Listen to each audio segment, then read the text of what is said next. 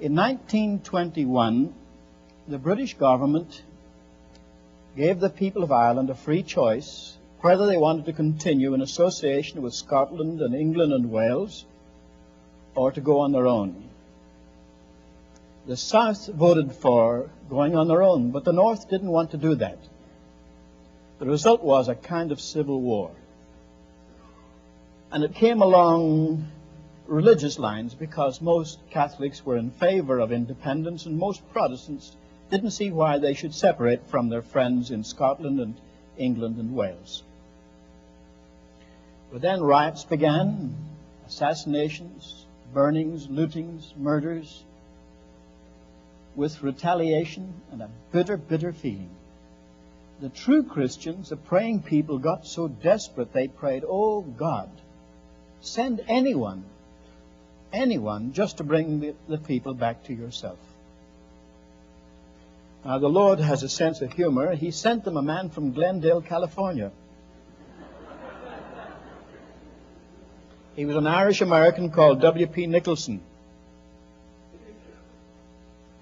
And he began to preach in Bangor, Northern Ireland. It was in the midst of these riots and troubles. Now, Nicholson had been a sailor before the mast.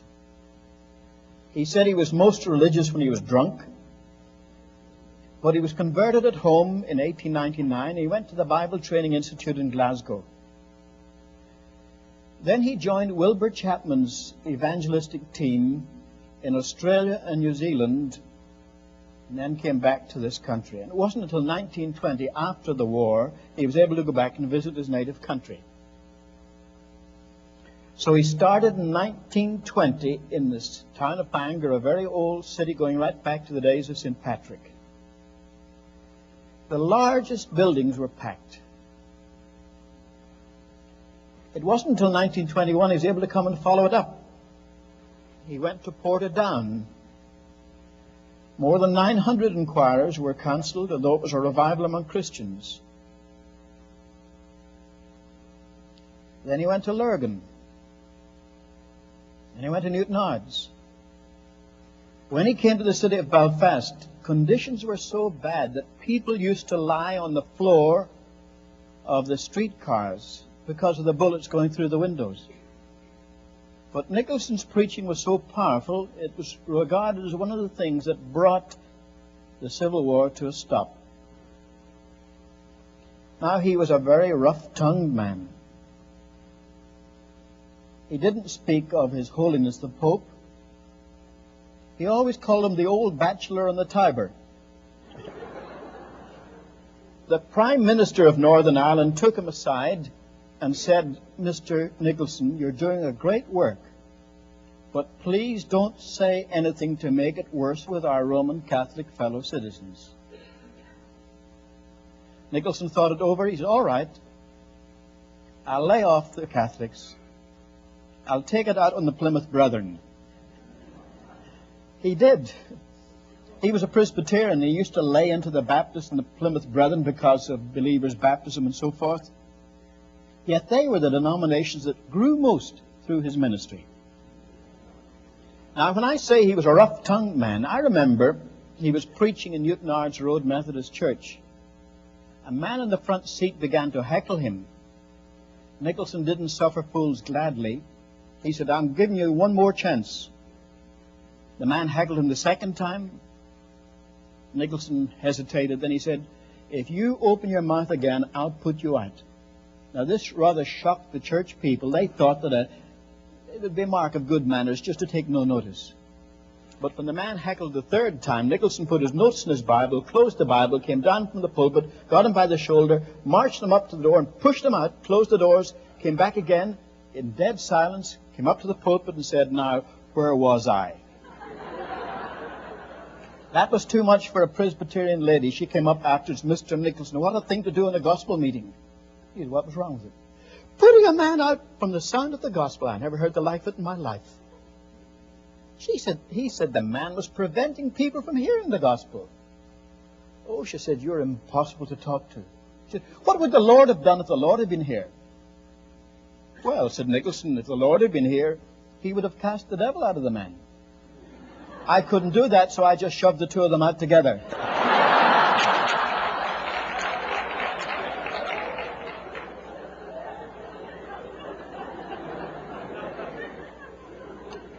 Now, you can understand a man with that kind of sense of humor drew the working class, the working men. In fact, the biggest shipbuilding yards in the world are Harland and Wolff in Belfast that built the Titanic.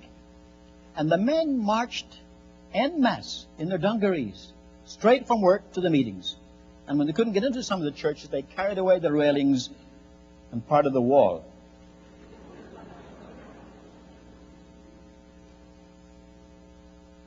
One Episcopalian vicar welcomed 400 inquirers, 77 volunteered for Sunday school work, 51 for open-air ministry, 123 for Bible class, and 56 for confirmation. That was the sort of thing that was going on. I was only 9 years of age when that movement started. It was evangelism, and yet at the same time, all over the country was this spirit of revival, and it came about because the Christians prayed. By the way, 12,409 were counseled in the inquiry rooms. And I noticed the last half dozen moderators of the Presbyterian Church of Ireland were converts of Nicholson. At the same time, there was a revival in East Anglia, that's in the eastern part of England, under Douglas Brown, and revival in Scotland, in Aberdeenshire, under a fisherman called Jock Troop. I knew Jock Troop well, I knew Nicholson as well. I was rather amused to read in a book that Jock Troop preached at a roar. He only dropped his voice for emphasis. Now, some preachers shout when they want to emphasize something, but he always shouted, and then he lowered his voice to emphasize a point. But what a wonderful movement that they had in Scotland. Now, I was converted in 1921. My own mother led me to Christ. So in one sense, I could say I was a product of that time of revival in Northern Ireland. At the same time, there was stirring in other parts of the world, but it wasn't until I was in my late teens and early 20s that I got busy in Christian work. And in 1935, I went to Norway, the first foreign country of my experience. And there I saw a revival that seemed to be affecting a whole nation. There was a Swedish Finn. Some people in Finland speak Swedish as their mother tongue, as well as Finnish, who came to Oslo, the capital of Norway,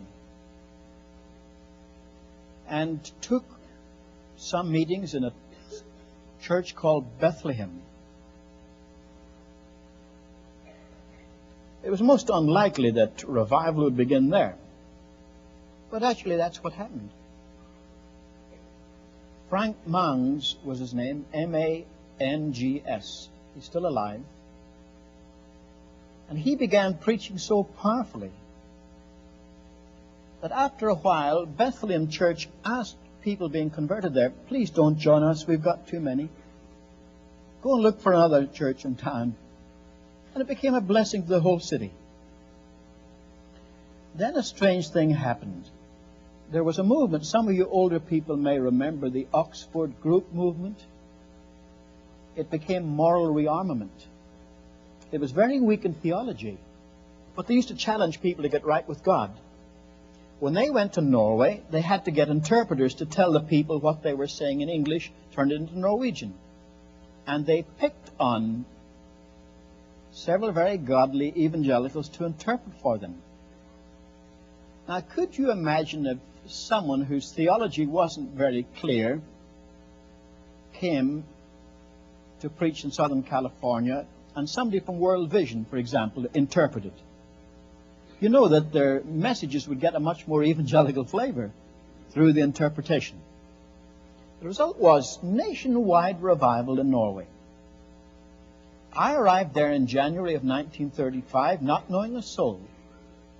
Yet I found all the churches packed.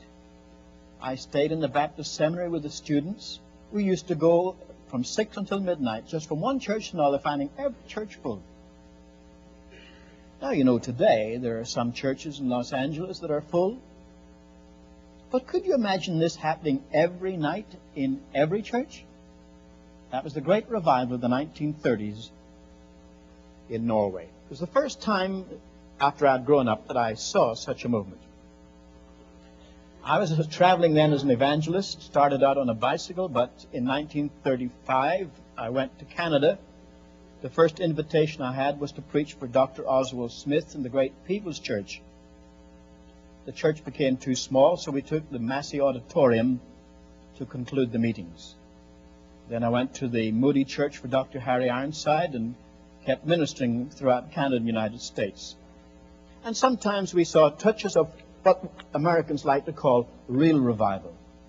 Now, when American speaks about holding a revival, they say we're going to have our revival in such and such a time, but then they speak about real revival. I wish they just used the word revival for revival, but they often use the word revival for a week of meetings. But in 1936, I went to speak in the chapel of Wheaton College in Illinois. Some of the students have been praying for revival there. It was the 13th of January, I happen to know, because that evening, on the 13th of January, I spoke to 11,000 people in the Chicago Coliseum. In those days, I was called the boy preacher. I've grown up since then. A student came to me afterwards and said, "Your word on revival stirred me, but when are we going to see revival at Wheaton?" I said, "What are you doing about it?" He said, "We're having half nights of prayer." I said, "Maybe it'll come when you pay the price and put things right with God." The students redoubled their prayers, and in February they had their evangelistic meetings, and a very godly man, Robert McQuilkin from Columbia, South Carolina, came. The students were sure God was going to visit them through his ministry. But alas, Dr. McQuilkin developed laryngitis and couldn't speak a word. His song leader was a man called Homer Hammondtree. And he appealed to Moody Bible Institute, Northern Baptist Seminary, and other places for speakers to pinch hit for the man who was ill. One morning in chapel, they were closing the service when a student passed up a note. "We heard about revival again. When are we going to see revival?" Now, Dr. Wilson of Kansas City had spoken that morning on the Holy Spirit, but he was in a hurry to catch a train to Kansas City, and he left before pronouncing the benediction. His song leader was concluding. He said, "Well, I'm sure God will answer our prayers when we do what he tells us to do." A student stood up and said, "I wrote that note. I'm supposed to be a big man on campus, but things are not right in my life." And he began confessing his faults before the congregation. Somebody shouted from the gallery, "Let's all get to our knees." And that meeting went on day and night. There was one humorous thing happened. At Wheaton, they didn't allow the students to smoke. Some students who couldn't give up the habit found that they had a fail-safe method of doing it without being detected.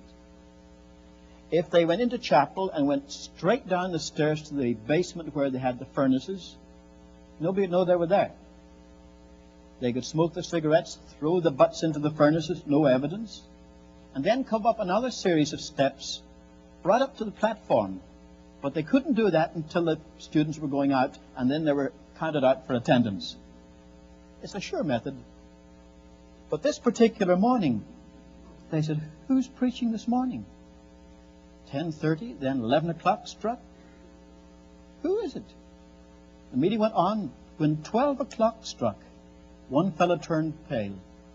He says, "It's the rapture and we're left behind." But what happened as a result of that awakening? 25 of the seniors that graduated that year became famous missionaries. I knew Jimmy Belote, who went to China, became secretary for all of Eastern Asia for the Southern Baptists. Don Hillis went to India. Now he's general director of the Evangelical Alliance Mission. Kenneth Hood went to Costa Rica.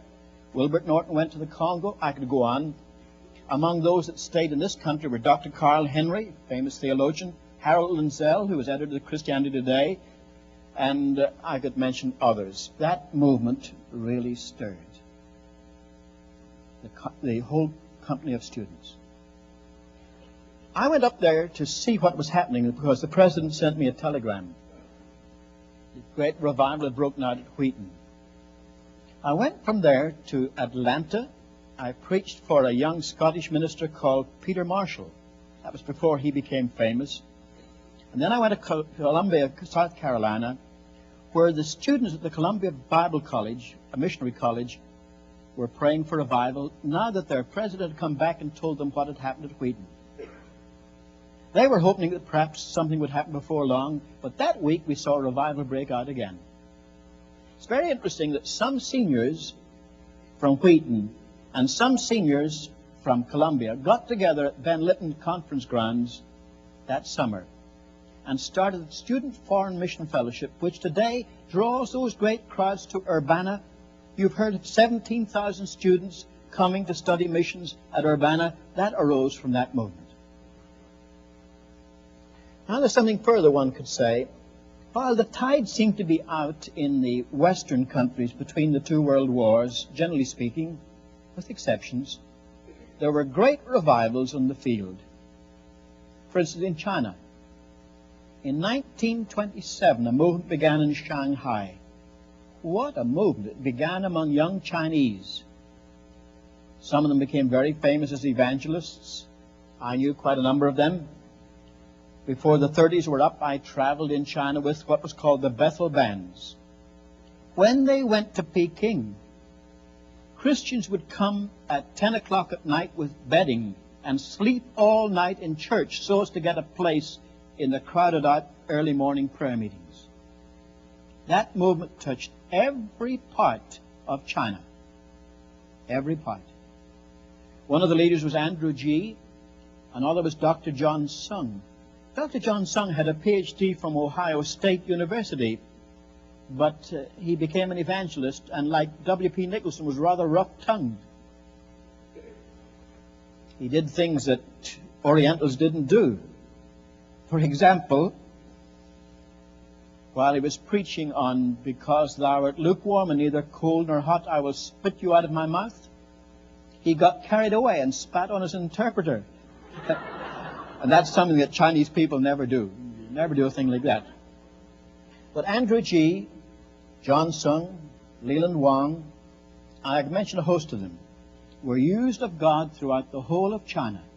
A great revival that lasted during the 1930s in preparation for what the church was going to go through in World War II and then the Communist Revolution. I spoke to you once before about what I found in the People's Republic of China this year. There was such revival in China in the 1930s that the way was prepared for them to sit right through and stand steadfast for the Lord during those times of the worst persecution on earth. There was also revival in East Africa. I have a friend, he must be nearly 80 now, retired and living in Cambridge, a graduate of Cambridge University, a medical doctor. He was in a little country called Rwanda in East Africa. It was that time under Belgian control. He and one of his black assistants didn't get along too well. He was very interested in the preaching of the gospel, but those hospital assistants, they said, "We are medical men. We don't go out preaching like these others." And Dr. Joe Church insisted that they should go out. And that offended some of them. One of them was so offended he went off in a huff and he went to complain to his brother-in-law. He said, "The Europeans are rotten, the hospital's rotten, they're all rotten." He was quite taken aback when this other Christian said, "Well, maybe the trouble's with you, maybe you're rotten." He was angry and he was started back again for Rwanda. He was held up at the frontier because the customs men were having their midday break. And there he put things right with God and went back and put things right with his fellow Africans and with the missionaries. And a revival began in East Africa that's continued from the early 1930s to the present time. More than 40 years. Most revival movements don't last more than a few years. But this movement is still going on. Not so long ago, I had 2 Ugandan students come to me, both working on their master's degree, one on Master of Arts, the other Master of Theology. And they mentioned in the course of their writing that a certain Episcopal rector, a black man, suddenly stopped in the middle of a Sunday morning and sermon and said to the people, "I haven't experienced this myself," and broke down and was converted in the pulpit. I said, "That's a good story.